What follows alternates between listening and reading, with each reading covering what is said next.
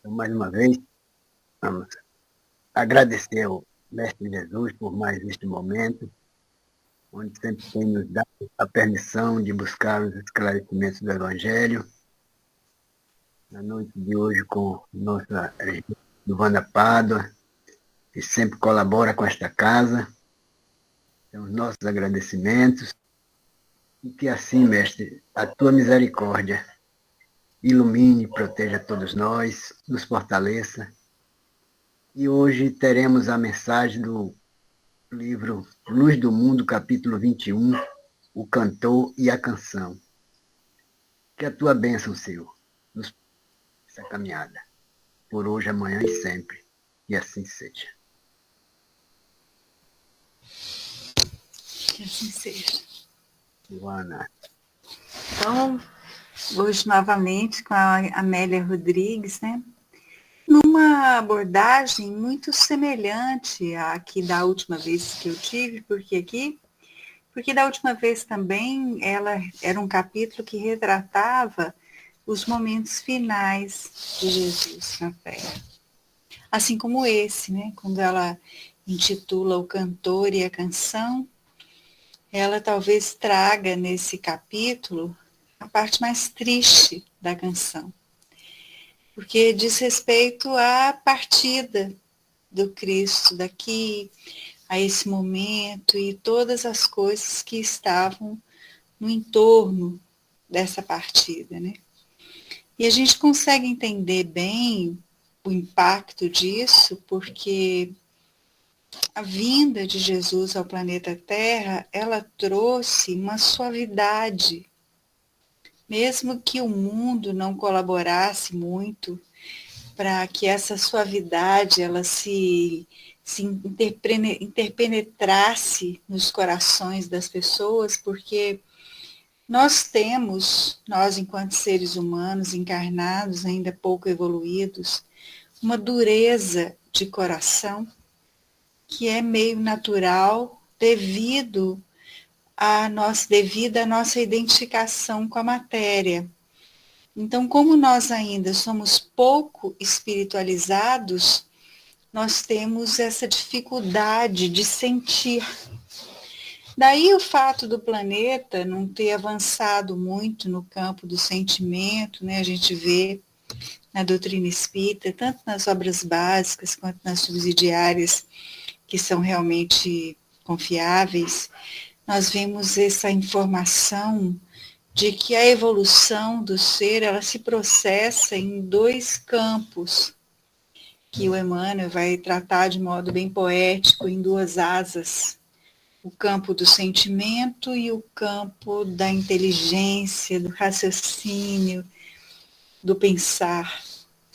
Enquanto estamos aqui nesse caminhar evolutivo, nós vamos conseguindo avançar no campo do pensar, né? A humanidade, ela tem, ao longo do tempo, de história, de vida, registro de avanços significativos no campo cognitivo, no campo do pensar.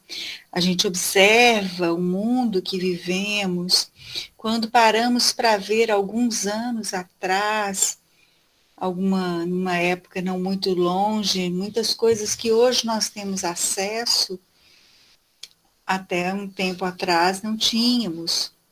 Então, por exemplo, nós temos hoje a possibilidade de estar aqui numa live, conversando, nos vendo.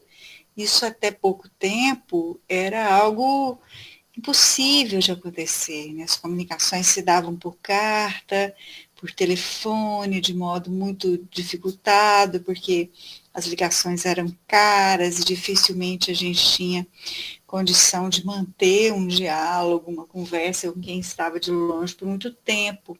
Então, a gente utilizava as cartas, utilizava telegramas para passar informações rápidas. Então, a gente percebe que houve um avanço considerável no campo da razão, mas a gente não vê esse mesmo avanço no campo do sentir, porque nós ainda trazemos essa dureza, como se tivesse, às vezes essa é a impressão que eu tenho, é como se esse campo que nós imaginamos aqui geograficamente, só para que a gente tenha uma ideia, porque na verdade isso faz parte da integralidade do espírito, não existe um campo, a gente pensa no coração, pensa no sentimento, é natural que a gente faça essa associação, mas é só mesmo para que a gente compreenda isso de modo mais didático. Porque, na verdade, nós somos espíritos e estamos buscando o despertar da consciência espiritual. E o que tem atravancado essa busca? A nossa identificação com a vida material, que cria como se fosse uma crosta, algo que calcifica esse campo do sentir. Então nós estamos lutando aqui, lutando, a duras penas, para ver se conseguimos nos melhorar, se conseguimos despertar um pouco a consciência a partir das coisas que sentimos. Mas nós naturalmente racionalizamos tudo que existe à nossa volta. Então, diante de situações que deveríamos estar exercitando o sentimento, nós racionalizamos, procuramos justificativas, encontramos respostas, tudo no campo mental. E aí, com isso, a gente vai sentindo dificuldade de quebrar essa crosta que nós próprios acumulamos ao longo de muitas e muitas vidas, exatamente em função dessa identificação com a vida material, que nos mantém longe do despertar de consciência. Então, a vinda de Jesus aqui, ela teve um impacto muito grande para aqueles que com ele conviveram, aqueles que tiveram ao seu lado, porque a energia, o nível vibracional do Cristo era muito elevado. E mesmo que as pessoas tivessem resistência para entendê-lo, para senti-lo, mesmo que cognitivamente, racionalmente houvesse resistência, a simples presença dele quebrava essas defesas e ia de encontro ao ponto do sentir. Se não era naquele momento, porque a gente bem sabe que muitos o negaram, muitos recusaram esse influxo energético vibracional que ele trouxe, criaram ali uma carapaça protetora com os seus dogmas, com as suas crenças, e fizeram com que não houvesse uma adesão a essa energia, a essa vibração elevada. Muitos fizeram isso, mas isso não se perde. Às vezes essa negação ela foi naquele momento, mas em algum determinado momento aquilo desperta. A gente vê isso acho que até comentei da última vez que estava falando sobre a Amélia Rodrigues, acho que até comentei sobre o encontro dele com Públio Lentulus, registrado por Emmanuel há 2000 anos. Naquele momento, Públio Lentulus se encontra com ele numa situação delicada, ele se deixa envolver por essa vibração altamente elevada, ele tira todas as resistências, quebra todas as resistências, ele desenvolve um diálogo com ele, mas a partir do momento que ele retoma para o seu estado consciencial normal, ele volta a pensar com aquela lógica, com aquela razão impregnada de preconceitos e de conceitos que ele havia aprendido ao longo da vida. Então ele diz, esse foi um sortilégio, esse homem é um mágico, é um bruxo, e ele movimentou ali o meu campo sensorial, a percepção da vida, e quando ele chega em casa e a filha é curada, ele diz, não, mas ela foi curada porque eu rendi culto aos deuses. Então ele nega. Mas na mesma obra, quando ele passa por todas aquelas situações, a morte da mulher, ele fica sabendo da morte da mulher, todo aquele sofrimento, toda aquela dor, ele fica cego, numa situação assim lamentável, todo aquele movimento feito por Jesus para ir de encontro a ele, naquele instante em que se encontraram, brota. Então ele negou lá, mas aqui, diante da dor extrema, ele começa a reviver, não apenas, acredito que cognitivamente sim, porque ele começa a alinhar os conceitos que foram ditos, as frases, as falas profundas, mas aquilo tem um impacto no coração do Públio, e ele começa então a compreender a vida sob aquele prisma, algo que ele vai fazer então durante um tempo, até chegar na encarnação de Emmanuel, em que passa ali pelo padre, né? Depois outras vidas devem ter tido, não se deu, pelo menos não tenho notícia, até que ele chega aqui como Emmanuel, assessorando, acompanhando, cuidando do Chico Xavier, nessa missão tão importante que ele desempenhou tanto para o cristianismo quanto para o espiritismo. Então, a suavidade de Jesus, ela trouxe para a humanidade aquele tempo, a grandeza moral deste ser, trouxe um impacto de extrema importância para os rumos que as coisas tomaram. E a Amélia Rodrigues, nesse capítulo, ela vai, de modo, como sempre, poético, tocante, bonito, ela vai nos trazer os instantes finais. Então ela diz: o luar de Nizam bordava a paisagem com pingentes de prata e uma aragem fresca varria a noite silenciosa. Emudecera Jesus a celeste canção, sua oração sacerdotal. Demoravam-se no quadro da sala as modulações musicais da sua voz. A hora chegara, a hora para a qual viera.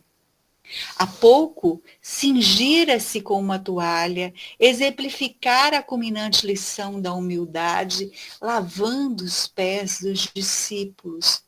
O Filho do Homem fazia-se menor de todos para ensinar mais uma vez a grandeza sublime do amor, a razão da sua vinda ao seio dos homens. Então, olha com a suavidade da Amélia Rodrigues, nos localizando naquele lugar, com a paisagem, com o clima, com a aragem fresca, a noite silenciosa, nos posicionando com relação ao estado moral, emocional de Jesus. Ele, então, como um espírito que já galgou todos os patamares evolutivos, que já atingiu o patamar superior, sabia o que lhe aguardava. E ele, então, tem consciência do que ele veio fazer aqui, qual foi o seu trabalho. Isso é muito bacana da gente entender, porque a gente vive muito ligado a símbolos. A simbologia, ela tem um papel muito importante na estrutura psíquica do ser humano. Então, o Evangelho e a história do Cristo, ela tem muitos símbolos. Nós vamos encontrar os símbolos em muitos personagens. Alguns fatos nem são históricos. Alguns sim são históricos, existem historiadores que confirmam, outros não são. São narrativas importantes, significativas, mas que vão de encontro a este anseio de desenvolvimento psíquico da raça humana nessa fase evolutiva. E os símbolos, eles vão trazer um norteamento, um direcionamento para quem está aqui e quer chegar lá. Então, nós encontramos aqui a simbologia da história de Jesus, Não estou dizendo que não é real, não estou dizendo que não é um espírito evoluído, não estou dizendo que não tem aqui uma missão, mas tem consigo uma simbologia. E qual é essa simbologia? A simbologia da história evolutiva dos seres humanos. Então, para evoluir, daí a gente vai encontrar ali os trechos bíblicos, né? Eu sou o caminho, a verdade e a vida. Ninguém vem ao Pai senão por mim, que também é uma afirmativa bastante simbólica e vada de simbologia. Porque o que significa isso? Significa que o processo evolutivo ele é individual, ele é intransferível, mas existe um roteiro, um percurso, uma jornada que é única para todos, mesmo que cada um viva à sua maneira. Então, o que nós vemos nesse primeiro relato de Amélia Rodrigues deste capítulo? Duas coisas muito importantes. A razão dele vir aqui, esta é a razão do processo evolutivo do espírito. Para isso nós estamos aqui. Isso é o que nós estamos tentando aprender há séculos, milênios e ainda não conseguimos. E qual é essa razão? Nós vamos encontrar aqui nas palavras de Amélia. Ensinar a grandeza sublime do amor. Então ele veio com toda a sua história evolutiva, com toda a sua sabedoria, toda a sua capacidade de mexer nas entranhas dos corações, mas ele veio, e esse é o título que ele aceita, mestre, ele vem ensinar a grandeza sublime do amor. Então nós só vamos completar a escalada, a jornada evolutiva que estamos empreendendo no dia que aprendermos a viver a grandeza sublime do amor. É importante que a gente destaque esse viver, porque às vezes nós podemos falar da grandeza sublime do amor, mas nós não conseguimos viver. Qual é a diferença? A diferença é que viver significa desconstruir. Desconstruir o quê? Vocês poderiam perguntar se tivéssemos num momento de diálogo. Aliás, eu adoro perguntas. Acho que, inclusive, se vocês quiserem fazer enquanto estamos aqui falando, um bate-papo, por mim, tranquilo, acho a participação sempre muito rica e importante. Então, nós vamos entender que falamos com facilidade de coisas que não vivemos. Porque, por enquanto, a nossa relação com o amor é uma relação egóica. O que significa uma relação egóica? O ego, a gente vai encontrar essa palavra em Freud, um grande estudioso da psique humana, nós vamos encontrar essa palavra em Jung e tantos outros que estudaram aí no campo da psicologia, da psicanálise, o desenvolvimento psíquico do ser.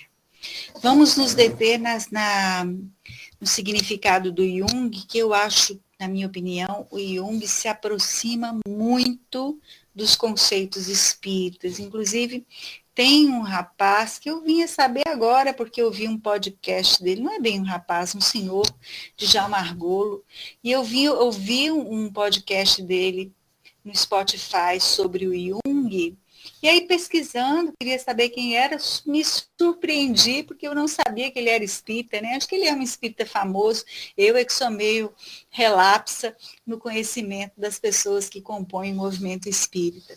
Mas tem livros, tem obras, e a exposição dele sobre a teoria do Jung, nesse podcast, é fantástica. Ele não fala do espiritismo, né? Claro, não é o objetivo, mas já ouvi outras falas dele, associando Jung ao espiritismo, que são muito oportunas. Se vocês têm livros, inclusive, obras que ele escreveu sobre o evangelho, que eu ainda não li, mas quero ler, acredito que sejam interessantes. Bom, então Jung, ele diz o quê? Ele diz que o ego é o meio pelo qual a gente ser encarnado, ele não entra nesse aspecto, Jung não era adepto de crenças e trazendo uma conotação de nenhum tipo de religião para sua teoria, inclusive ele não acreditava em reencarnação, o que eu considero uma pena, a reencarnação explicaria muitas coisas, mas eu entendo. Bom, então ele diz que o ego é o meio pelo qual a gente interage com aqueles que estão à nossa volta. Então, se a gente pega isso para o espiritismo, o que nós vamos entender? O ego compõe a personalidade. A personalidade vem do grego persona, que significa máscara. Então, a personalidade é o que nós nos projetamos para viver uma vida enquanto encarnados. Então, junto com a personalidade, vem o nosso jeito de ser, aquele que as pessoas nos veem. Vem a posição que nos encontramos na vida, a profissão e todas as coisas que compõem o nosso ser. Então, quando alguém vai nos apresentar, as pessoas dizem, essa é Silvana, ela é espírita, ela mora em Cruz das Almas. Pode também se aprofundar um pouquinho, dizer, ela é pedagoga, eu sou pedagoga, então vai trazer ali uma descrição, mas uma descrição da minha personalidade.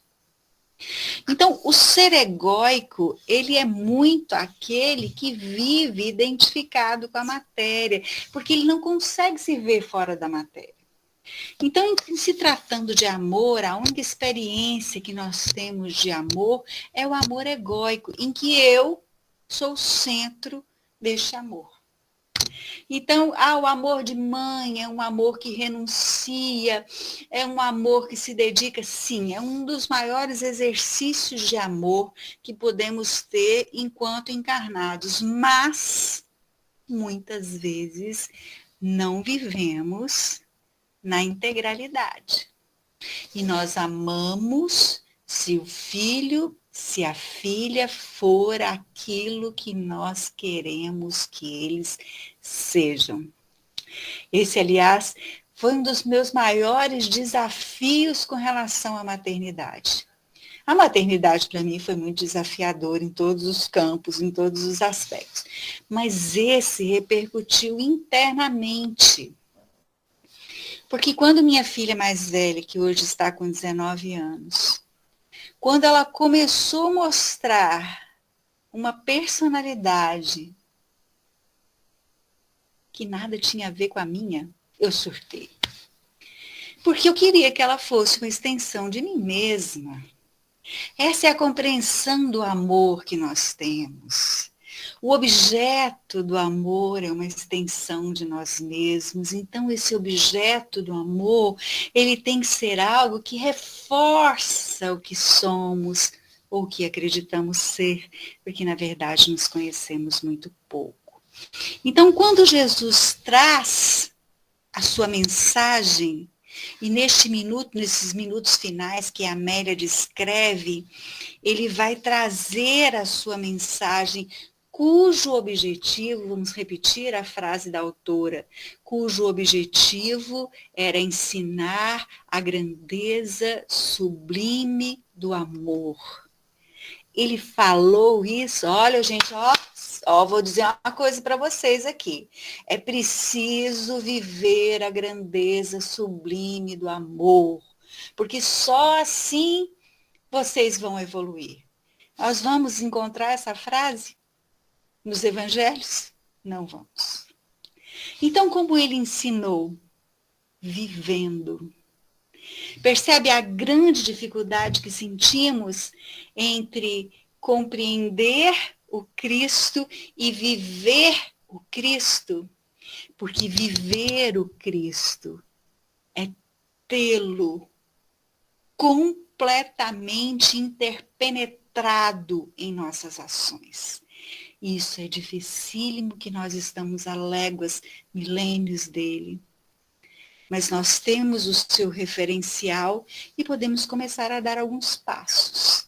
No caso do texto da autora, qual foi a lição dada?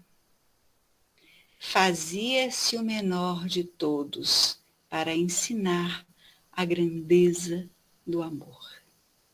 Fazia-se o menor de todos. Nós conseguimos nos fazer o menor de todos? Não.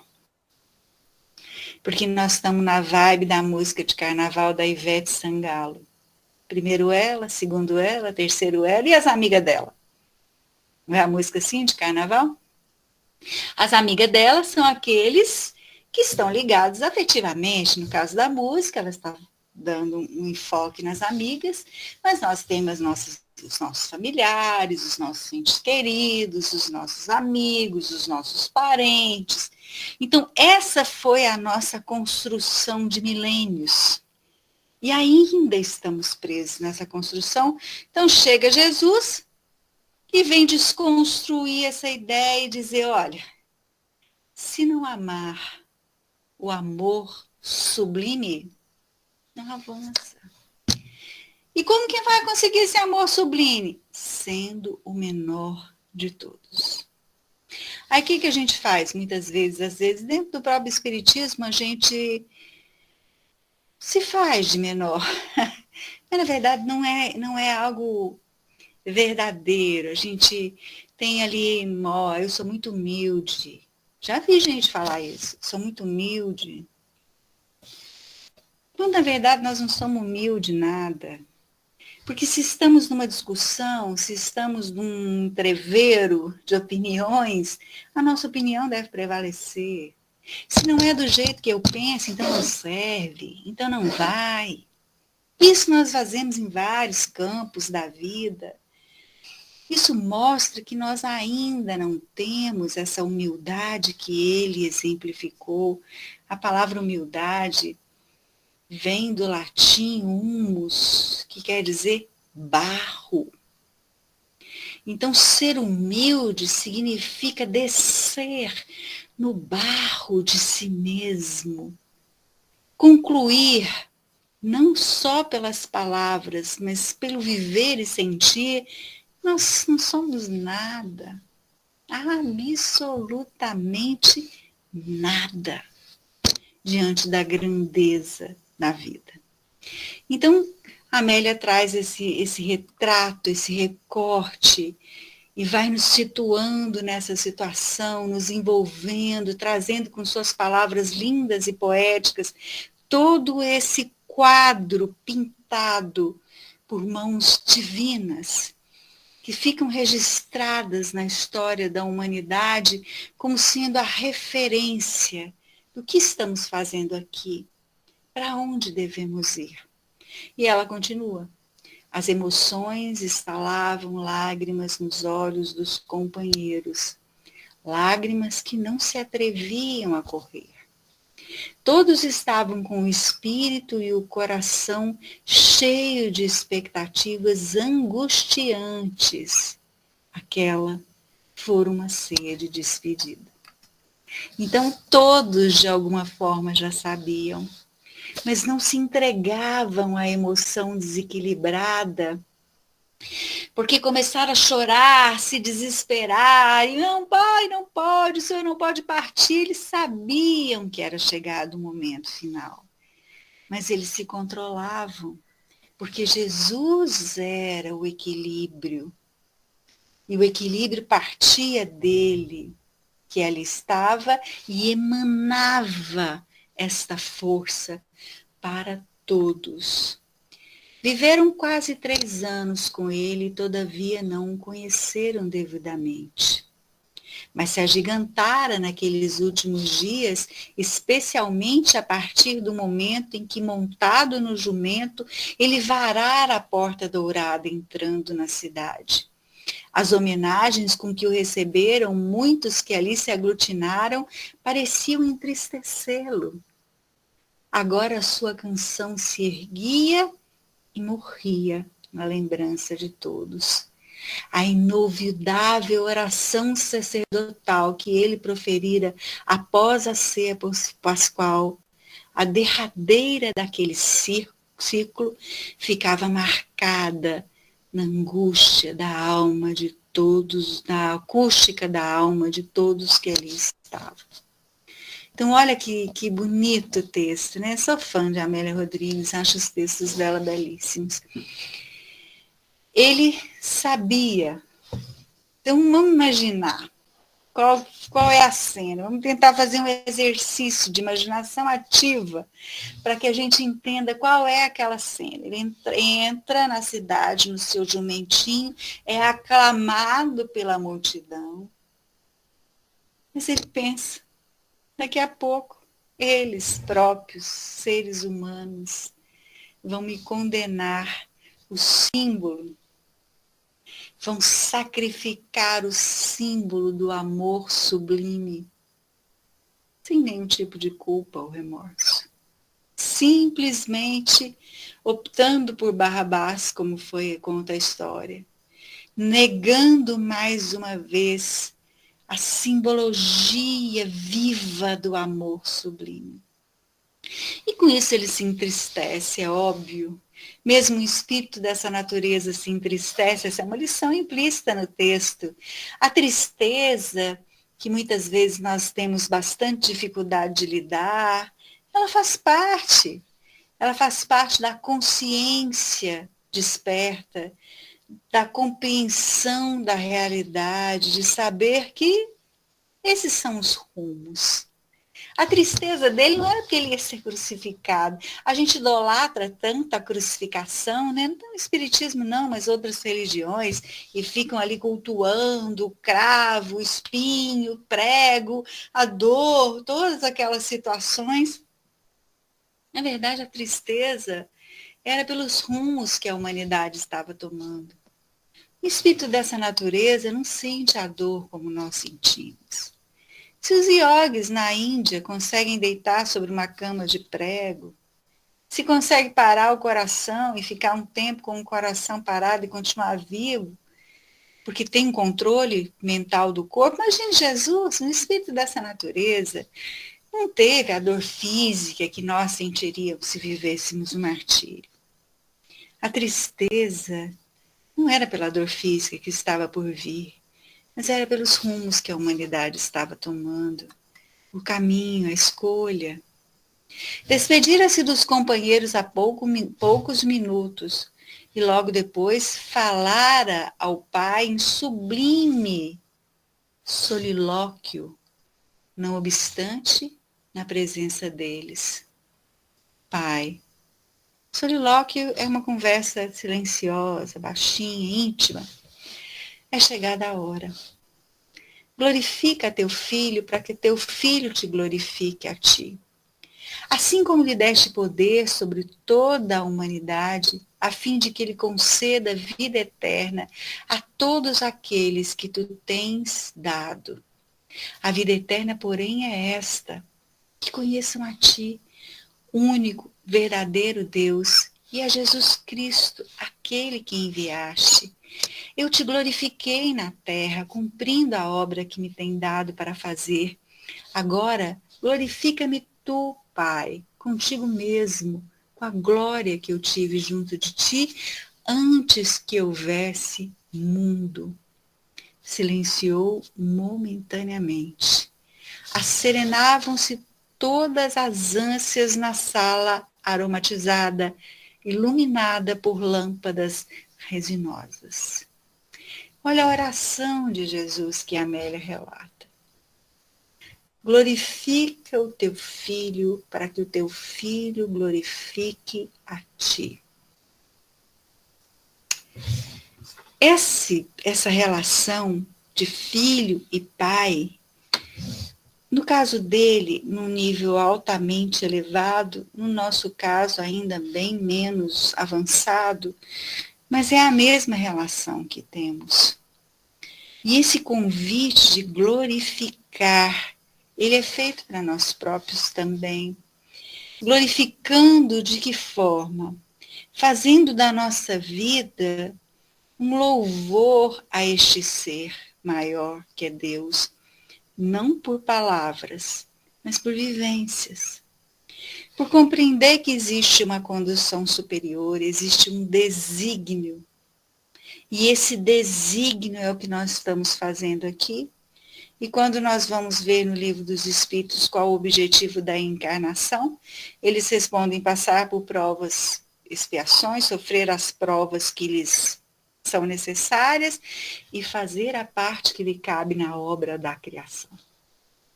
Jesus tinha uma parte grandíssima a ser feita e fez. E se despedia ali sabendo que ele fora glorificado e ele havia cumprido a sua tarefa, o seu desígnio, glorificando. Nós também temos esse convite, um nível menor, bem menor, mas também temos de dar o testemunho da bondade de Deus na nossa própria vida, a partir da expansão da consciência. Estava diáfano, envolto por uma beleza extraterrena. Então, continuou. Manifestei o teu nome aos homens. Eram teus e mos deste. Agora sabem. Eu rogo por eles, não pelo mundo, mas por eles.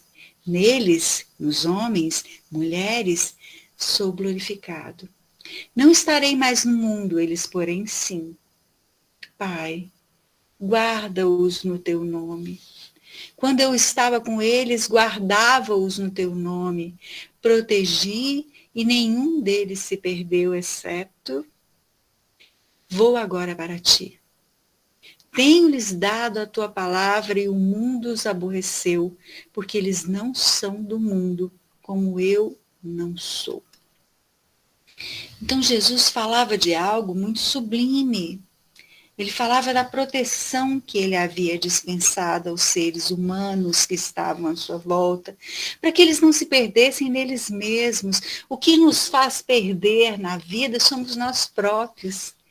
Ninguém nos faz perder. Nós às vezes temos tantas bobagens e ilusões, né? Achamos que as pessoas podem nos fazer mal, temos medo do nosso nome ser colocado na boca do sapo, e isso fazer com que isso cause uma tragédia na nossa vida, chegando mesmo à morte. Mas, na verdade, só nós próprios podemos nos prejudicar. Então, quando ele fala da proteção que foi dada contra eles próprios. Porque ele em todo o tempo os alertou, os ensinou, os conduziu. E agora ele pedia a Deus que continuasse fazendo. Porque ele sabia que não era deste mundo, mas que o mundo era necessário. Não rogo que os tire do mundo, mas que os guarde do mal. Santifica-os na verdade. Olha que lindo isso, gente, lindo. Santifica na verdade, quer dizer, não é santificar na ilusão, na falsa virtude, na falsa modéstia. Santifica na ação, na mudança de rumo, na mudança do jeito de pensar, de ver a vida, de fazer, de sentir. Esse é o nosso vir a ser, é o que nós estamos buscando. Por amor deles me santifico, para que eles também em mim sejam santificados em verdade. Ele estava falando tudo isso, está registrado em João 17, 19, e fez uma pausa lenificadora, que coroou a canção e os lábios do divino cantor, que nesse instante silenciaram. Jamais se voltaria a ouvir tão nobre oração-poema. Os discípulos aproximaram. Judas, que estava atormentado, não pôde reter o pranto. As duas naturezas em conflito, o mundo profundamente infeliz e o espírito necessitado, o homem profundamente infeliz, desculpe, e o espírito necessitado entrechocavam-se naquele instante que nunca mais voltaria a se repetir. Olha a simbologia presente aí novamente. Jesus orava, os discípulos acompanhavam à distância, percebiam a grandeza daquele momento, inclusive Judas. que estava em choque, em conflito, com os dois homens que trazia nele mesmo, o espiritualizado e o identificado com o mundo. O que queria promover uma revolução a passos largos e quis antecipar os fatos, compreendendo que ele era poderoso e ele iria se manifestar em todo o seu poder e tomar as rédeas daquele povo contra os romanos. Essa era a ilusão de Judas, a ilusão romana, a ilusão humana de Judas. No entanto, o homem, o espírito, ali compreendia que havia um grande erro e uma escolha extremamente infeliz que fora feita. E este conflito que ele vive, essas duas naturezas, nós vivemos isso constantemente. Isso não é só do Judas, o Judas, que horror, traidor, como se o Judas não fosse a simbologia de uma parte de nós mesmos. Que nós também vivemos esse conflito entre o mundo e o espiritual, o material e o espiritual. Nós também ainda servimos a Deus e a Mamon. Ainda não conseguimos deixar de fazer isso, porque somos pequenos, mas estamos aprendendo, um dia chegamos lá. Os claros olhos de João bordavam-se de pérolas a se liquefazerem brilhantes. Cada um repassava mentalmente todo o tempo que convivera ao seu lado. A melodia da sua voz voltou ao murmúrio doce que penetrava os ouvidos atentos e se fixara nos espíritos. Não rogo somente por estes, para que sejamos todos um em ti.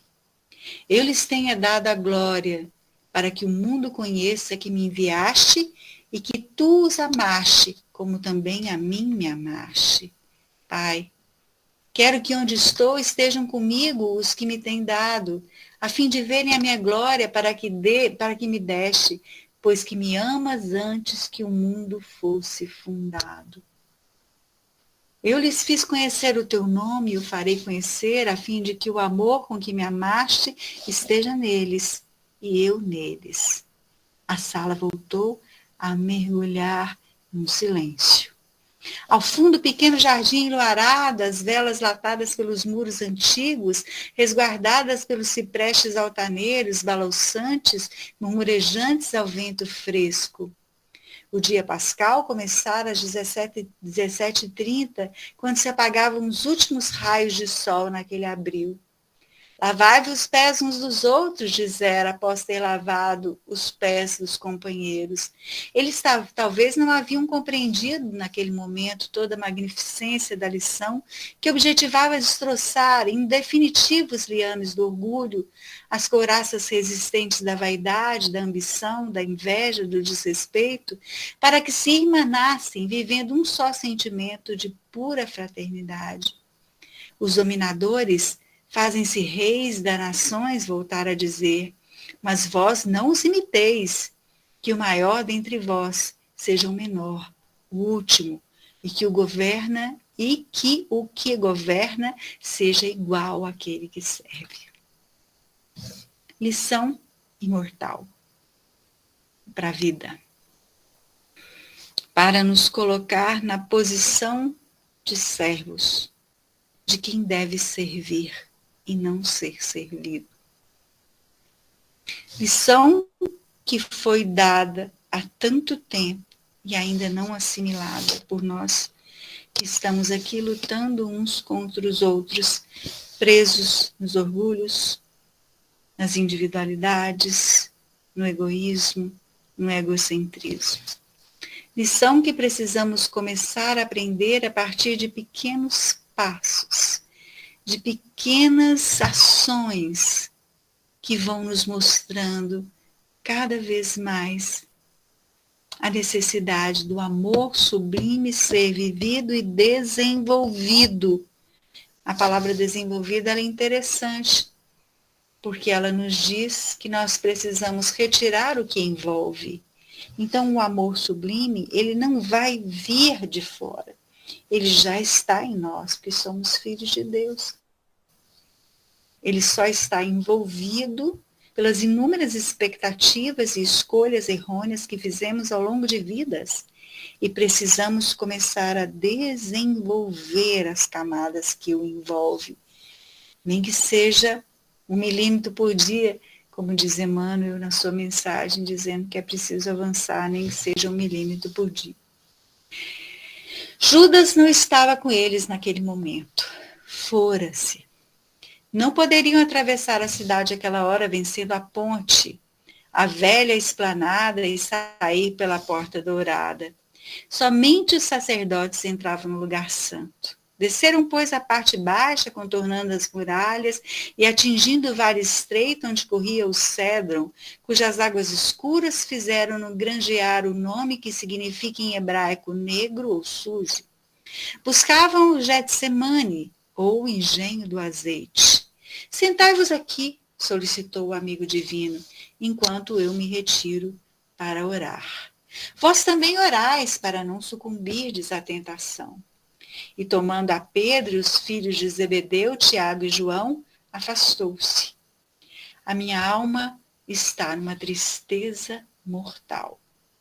Orai e vigiai. Começava a agonia. Arrojado na direção do Altíssimo, experimentou companhia. A soledade era a união com o Pai. Voltou aos companheiros por 3 vezes e 3 vezes o surpreendeu a dormir. Dormis? Não pudestes vigiar sequer 1 hora? Orai e vigiai. A agonia e a dor produzida pela ingratidão dos comensais do seu amor feriram-no fundamente, e ele buscava o abismo do Pai. A angústia esfacelava-o.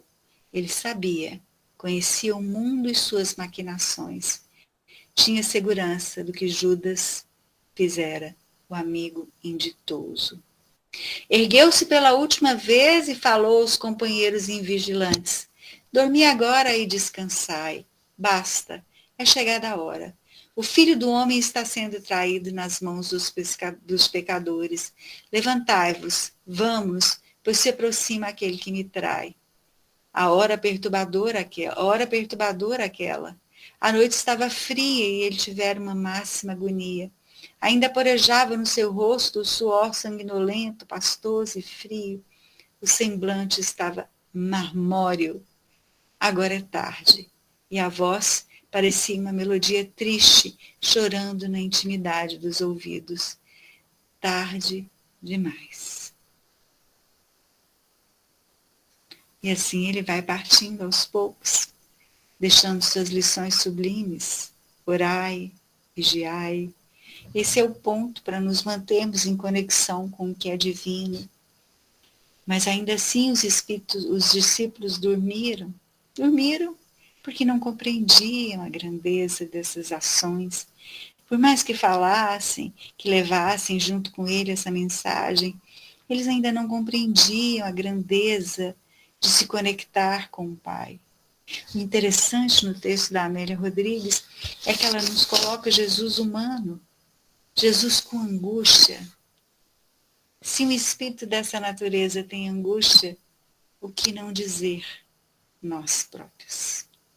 Então nós vamos encarando a fragilidade humana a partir desses textos, desses relatos, nós vamos encarando a fragilidade humana, entendendo que somos frágeis, somos filhos.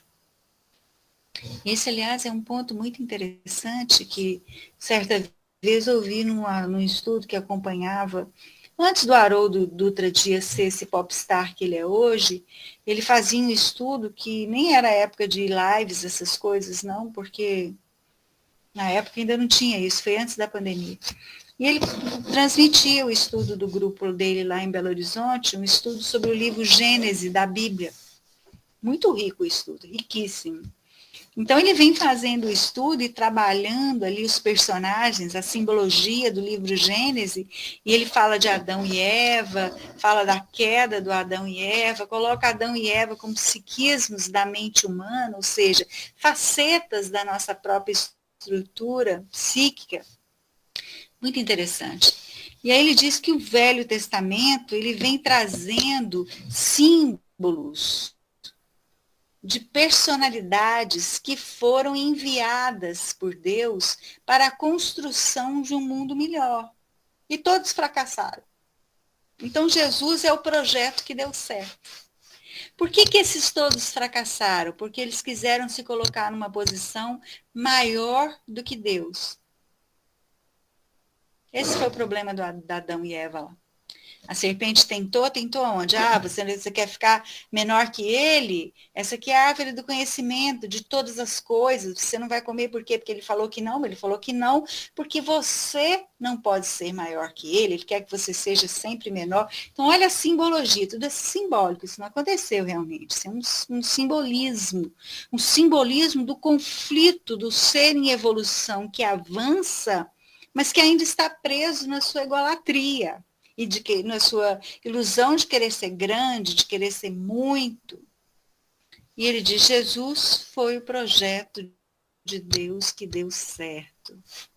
E por que Jesus, no momento da cruz, da crucificação, segundo Haroldo fala daquela maneira, Pai, por que me abandonaste? Um espírito dessa natureza tem esse sentimento? Não, mas ele quis dizer que ele era o Filho. Ele não era Deus. Existia uma diferença entre o Pai e o Filho, e ele deixa claro nesse momento. No texto de Amélia Rodrigues, nós vamos vendo isso o tempo todo, quando ela vai relatando o sentimento de angústia, a percepção do momento, a prece pedindo a intercessão divina para todos aqueles que o acompanhavam, porque ele não estaria mais ali.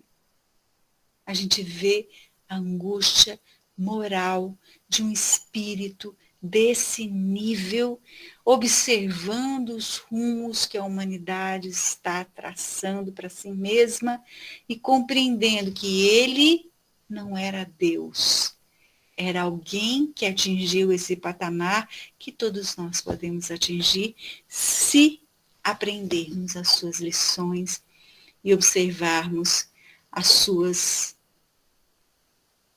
ações. As duas últimas palavras assinalariam o fogo à memória dos companheiros combalidos e fracos, que seriam fortes. Fortes que eram de espírito. Inaugurava-se o programa de sacrifícios pela verdade. A partir de então, o caminho do Gólgota estaria assinalado para o futuro e mareado por calhaus, pedrouços e espinhos. Logo após, entre as oliveiras, varapaus, o ridículo exército de mercenários enviado pelos dominadores enganados da terra, encontrou Judas, que então marchou para identificá-lo. Acenderam-se as lanternas e, não obstante, a treva era geral. Carregavam lâmpadas que se consumiam em sombras. O traidor acercou-se e beijou-lhe a face. E assim, o amigo era entregue pelo amigo. A amizade crucificava a afeição e o amor no penúltimo de Nizam. Na noite varrida por ventos perfumados e frios, o Rei Celeste foi conduzido sem qualquer reação ao cárcere e logo depois crucificado. Sem qualquer reação. Que seja feita a vossa vontade. A simbologia do que devemos aprender se quisermos chegar ao patamar que ele se encontra. E se quisermos aprender, precisamos começar a retirar as camadas que envolvem o amor sublime que está em nós, mesmo que seja vagarosamente, mesmo que seja com pequenas ações aparentemente insignificantes. Mas esse é o convite do Cristo, de mais de 2000 anos. Esse é o convite da vida. Esse é o convite de nós próprios, que estamos investindo nessa caminhada evolutiva há séculos, milênios, e fracassando em todas elas, porque ainda permanecemos aqui. Não é fácil, mas o que nos alenta é que não estamos sozinhos. Ele, como bem disse o texto de Amélia, está conosco e sempre estará. É isso, Adalberto.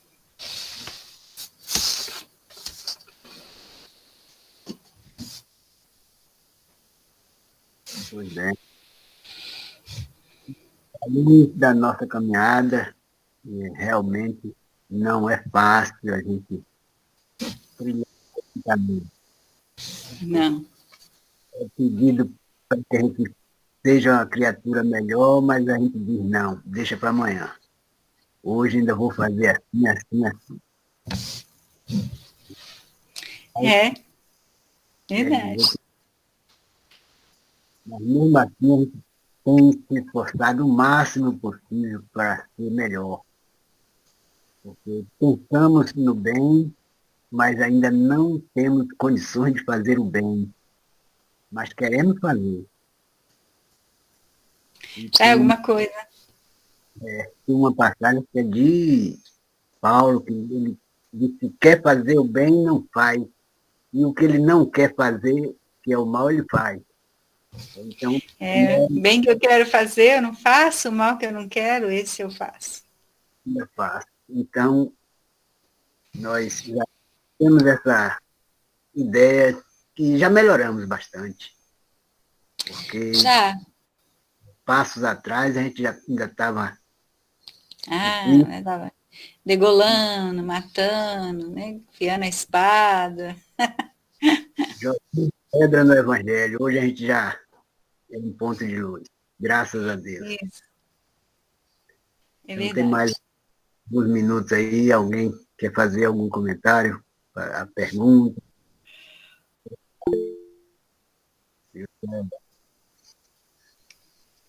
Juscelia? Fala, querida. Olá, boa noite. Boa noite, tudo bom? Estão me ouvindo direitinho? Sim. Silvana, apesar de ter um pouco atrasada, mas o seu trabalho, a sua fala, a maneira de você se expressar é muito envolvente. Pelo menos para mim, tocou muito a minha alma. E eu te agradeço muito, assim como o senhor Adalberto, pela oportunidade de nos proporcionar esses momentos de ensinamentos. Enquanto você estava falando, eu estava refletindo sobre eu mesma, né? Eu mesma. Principalmente quando cheguei no movimento espírita, comecei a estudar o Evangelho e vendo tudo que o Evangelho nos convida a fazer, a realizar, e de repente eu me vi, e hoje que eu estou buscando sair, não sei se a palavra seria despertar dessa situação, que é mostrar uma característica em que ainda não estou verdadeiramente vivendo. Perdoar, não sentir raiva, não se aborrecer, não se impacientar. E aí, hoje eu estou vendo com o estudo do autoconhecimento que eu fui camuflando muito desses sentimentos para mostrar uma postura de boazinha, de isso, de aquilo. E quando você traz essa reflexão sobre a nossa condição evolutiva, é um convite a todos nós para olhar para dentro de nós. E não é pelo fato de estarmos espíritas, estudando o Evangelho de Jesus, conhecendo as obras da codificação e tal, que eu não vou sentir raiva, que eu não vou me aborrecer, que eu não vou ter impaciência, entende? o que eu não posso, nós não podemos, é nos prender a esses sentimentos inferiores e negativos e não omitir e mostrar uma postura de que eu não sou ou não sinto, entende? E aí você falando isso, eu fiquei muito a refletir sobre essa questão, essa postura e essa condição. Porque eu estou tentando desconstruir isso e vejo que é uma outra dificuldade que eu estou sentindo, sabe? De ir desconstruindo isso e mostrar para as pessoas, não, eu ainda sou imperfeita, eu ainda sinto isso, eu ainda ajo assim, mas a doutrina, o estudo da doutrina está me ensinando a compreender, a encarar essa situação e buscar e me transformando, mas tendo esse entendimento, entende? Então, eu te agradeço muito. E, ao mesmo tempo, te dizer que nós temos um trabalho todos os domingos, às 17 horas, já estou fazendo divulgação, e estamos estudando as obras de Amélia Rodrigues. Hoje nós estamos estudando o livro Há Flores no Caminho, já estamos chegando no final desse livro. Fica o convite para todos que estarem aqui para participar conosco e também a você de setembro em diante, porque até setembro nós já estamos com a agenda fechada, para você, se puder, participar conosco desse trabalho, tá bom? Eu te agradeço o convite, participe. Peça a Adalberto para te passar o meu contato, por favor. Depois você fala comigo no privado, no WhatsApp, que aí a gente combina direitinho a data. Me sinto muito honrada e acho muito bacana o estudo das obras de Amélia, porque ela tem uma beleza poética para falar. Eu te agradeço muito, Juscelia. Eu até me emociono, sabe, sinceramente, com a sua fala, porque você realmente captou a essência do que foi. Eu não sei se, porque às vezes a gente fala, a gente se perde um pouco na fala, muitas coisas vêm, né? Existe aqui um roteiro, um texto que eu estou seguindo, mas muitas coisas vêm à mente na hora que eu estou falando, mas você captou bem, é isso mesmo, você resumiu de modo perfeito, é isso. Não somos perfeitos, estamos caminhando, e entender e aceitar, olhar para isso e acolher isso é o primeiro passo. Muito obrigada pelo seu depoimento, eu me sinto extremamente motivada a seguir, porque eu vejo que alguém entendeu, que foi algo captado, que foi algo percebido, observado, porque você foi na essência da minha intenção. Muito obrigada mesmo.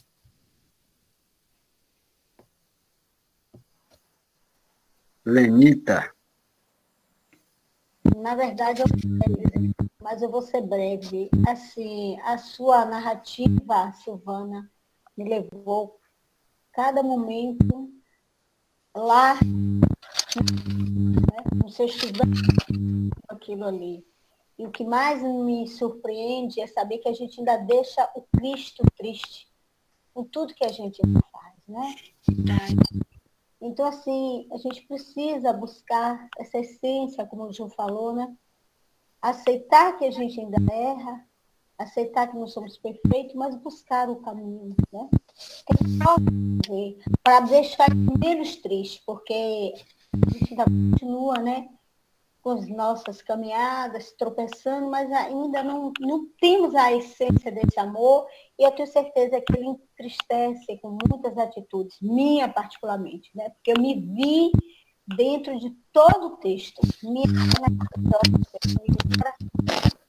Verdade. Obrigada, Lenita. Isso mesmo. Também é por aí. É aí que passa mesmo a reflexão. Acho que o Fidelis queria falar. Fidelis também. Parabéns, Silvana, pela sua reflexão. Você fala muito bem sobre os assuntos e que Deus te ilumine cada vez mais, te abençoe. E o que você falou aí sobre Argolo é um espírito muito atuante, muito atualizado.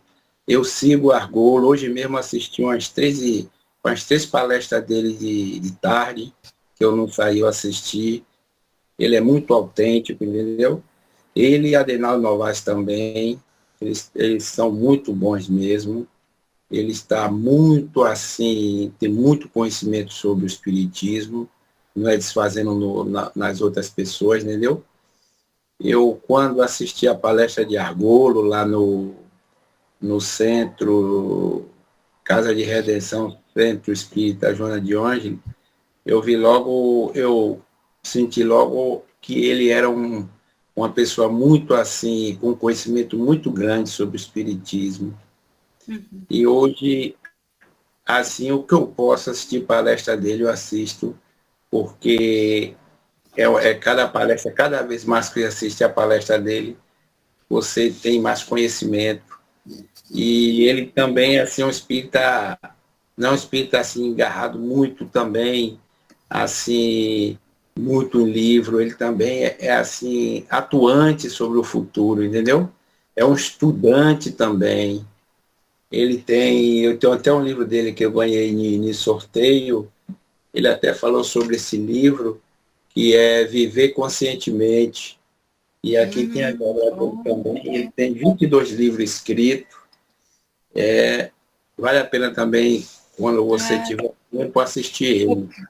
Vou procurar. Eu estou seguindo ele no Instagram, já vi algumas coisas. Ele não tem participação no movimento espírita, não? Tem na FEB? Não. Eu acho que não. Eu acho que ele participa do Centro La Harmonia, Sim. né? Com Adenal Novaes. Ele faz uma tabelinha, eles dois. Faz muitas palestras, né? Que você pode pegar no YouTube, né? Assim, Centro Harmonia.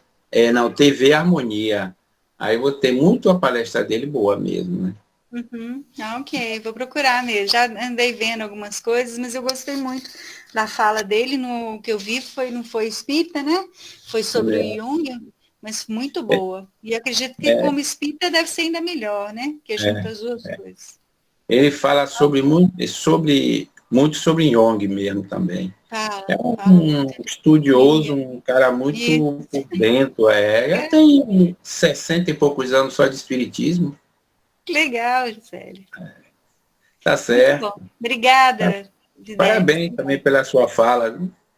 Obrigada. As palestras também são muito boas. Muito obrigada, Parabéns. querida. Fico feliz de saber que está sendo útil. Darcy, minha linda, tudo bem? Oi, princesa, como é que vai? Eu vou bem, e você, meu amor? Tudo bem, minha linda criança? Ô, gente, boa noite para todos. Ô, princesa, suas palestras sempre louváveis, principalmente quando fala do Mestre Jesus. Eu Parece gosto. raios de luz ser irradiado em todas as direções, principalmente a gente que está ouvindo, que está recebendo esses raios de luz, esses ensinamentos do nosso grandioso, Que divino bom. Mestre Jesus. É o meu tema preferido.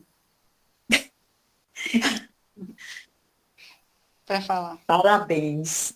Obrigada, minha bem.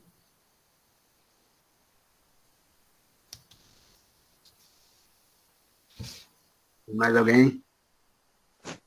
Boa noite, gente. Boa noite, Silvana. Estava sentindo sua falta, minha amiga. Tudo bom? Tava tudo bem, graças a Deus. Aqui é com o frio de São Paulo, né? Mas deve estar gelado aí, né? Aqui tá um friozinho. Aqui tá 8 graus. Oxi. É de lascar. Então, Silvana, como sempre, né? Você conseguiu atingir o que eu tento sempre atingir corações, né? Você falou coisas que às vezes a gente assim, muitas vezes a gente vê um palestrante, né, que ele leu, ele estudou, aí a gente fala, nossa, ele não é igual eu, porque eu sinto raiva. Porque eu quero dar a última palavra assim, eu quero que eu dê a palavra e falar, ó, termino aqui, eu que sou a mandante. E é bom saber, né, que muitas vezes mesmo aquela pessoa que sabe, ele é igual àquele que não sabe tanto. E uma coisa que chamou a atenção assim, que você falou, eu nunca tinha pensado, são coisas que a gente fala e não faz. Porque muitas vezes a gente vê pessoas, né, que falam aquelas coisas assim, aí você fala, poxa, eu não faço nada disso. Aí você fala, aí a gente até se diminui, né? A gente fala, nossa, como é que a pessoa é? Como eu sou ruim, né? Aí fala assim, aí você viu falando, poxa, eu preciso, mas a doutrina, né, ela tem esse olhar, né, para a gente mergulhar dentro da gente e acabar com os símbolos também, né? Hoje a gente é muito símbolos. Eu me lembro, que nem você hoje foi falado assim de Judas, eu lembro de quando eu era menina, faz tempo, viu, gente? Eu lembro que tinha aquele sábado de Aleluia, a gente batia, né, naquela que fazia aquele feito homem lá, né? E hoje a gente sabe, né, a história. Eu sei pela doutrina, eu não antes de entrar na doutrina eu não sabia, sempre achei que Judas realmente era um traidor, como ele foi, mas ele se arrependeu, né? Então eu acredito que muitas vezes nós também fazemos coisas e nos arrependemos assim no fundo do coração. Então a doutrina vem com essa explicação, né? Hoje a gente sabe que a história está mal contada ali do Judas, né? Então a gente entende ele como ser humano. E isso que eu acho assim, eu acho que esse olhar que o Espiritismo tem, para ele olhar, sabe, assim, as coisas assim, dentro de nós, eu acho assim sabe, muito interessante. Eu tenho uma colega, ela falou disso, eu não sou mais espírita. Ela falou, não frequento mais, eu não acredito mais, eu não quero mais saber do espiritismo. Eu falei, nossa, mas por quê? Ela era tanto tempo. Ela falou, porque disse, tudo é culpa nossa. Tudo é reencarnação. Tudo é porque eu fiz aquilo. Aí eu falei, mas é aí que está, né, o melhoramento do espírito. Aí ela falou, por enquanto não quero saber. Então, a gente tem que respeitar as escolhas das pessoas, né? Porque ela estava no meio, e ela falou, não, a gente vai num lugar, vai numa palestra, ou então vai lá, não, você tem que fazer, isso daqui é porque sabe, o espiritismo tem aquele problema de reencarnação, ou então do plantio, mas muitas vezes nós não queremos aceitar que nós temos culpa, nós queremos ser o coitadinho da história. A gente quer um Judas. A gente quer ser o coitadinho. Então, muitas vezes, né, a gente não tem esse olhar, e eu falo para você, Silvana, é difícil, viu? Porque para mim é difícil, é difícil me assumir os meus erros. Eu acho tão difícil assumir meus erros, sabe? Aí eu falo, meu Deus, meu plantio, o que eu estou plantando? Estou plantando banana, depois eu vou querer comer, colher laranja, e sabe? Então, isso é um olhar que o espiritismo tem. E quando hoje eu vi você, eu falei, Silvana, sempre ela vai passar o melhor dela, eu acredito assim, e atingir, eu acho assim, que a gente tem que atingir o coração das pessoas, e às vezes a palavra não fala, a palavra a pessoa não entende, mas com aquela energia, com aquela intenção, você consegue, muitas vezes, passar para a pessoa que está ouvindo, aquela palavra, mas a intenção que está atrás daquela palavra, e é isso que você consegue passar. Bom. Feliz, Gitzi, querida. Muito obrigada. Fico feliz, porque a intenção é essa mesmo. O espiritismo é algo dificílimo de ser assimilado, porque é muito fácil colocar a culpa nos outros. A gente ter alguém para culpar é uma maravilha. E quando a gente é convidada a assumir os próprios erros e as próprias culpas, a gente não quer, né? Compreendo sua amiga. Diga, Alberto. Boa noite, pessoal. Eu entrei agora aqui, mas eu já estava ouvindo. Eu estava ouvindo aqui pela sala de estudo, né? Aí eu só queria dar assim meu testemunho em relação a Silvana, né? Porque pelo menos comigo, quando ela fala, parece que eu entro numa viagem. Eu entro numa viagem assim que eu não escuto com os ouvidos, parece que eu escuto com a alma. Esse é o meu sentimento. Eu falo isso não para ela tem esse dom mesmo, mas admirar a qualidade que ela tem, né? E que ela aprimore cada vez mais, porque eu acho que nós espíritas, a gente precisa ouvir com o coração, a gente aprende igual a criança. Era só isso que eu queria dizer. E estou feliz Obrigada. por ter ouvido, né? Você mais uma vez, minha amiga. Que Jesus Muito obrigada, continue te Alberto. iluminando sempre. Abençoe a todos nós.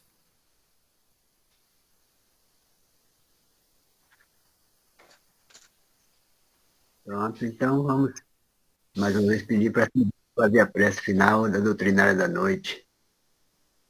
Eu? Muita paz. Doutor, É. Vamos lá, então. Vamos fechar os nossos olhos, vamos prestar um pouquinho de atenção na respiração. Com isso, a gente vai tirando o foco das inúmeras coisas que povoam a nossa mente, preocupações, alegrias, expectativas. Parando para observar a respiração, nós vamos voltando o foco para nós mesmos, acerenando a mente, o coração, para buscar esse sol que irradia e aquece a nossa vida, que é Jesus. Nós sabemos, querido amigo, que o Senhor vela por nós como fazia outrora. E que mesmo muitas vezes ainda se entristecendo diante das nossas atitudes e escolhas infelizes, o Senhor nos guarda, ampara, sustenta, auxilia. Somos muito gratos por isso. Que a sua presença, o seu amor e misericórdia envolvam todos nós desse grupo, envolvam aqueles que estão no nosso pensamento, no nosso coração, que saibamos conectar com o divino a partir das suas imagens, dos seus exemplos, das suas lições, para que devagarinho, no nosso ritmo, possamos desenvolver esse amor sublime que tanto nos ensinaste, tanto e tão bem nos ensinaste. Que o Senhor esteja conosco agora e sempre, graças a Deus.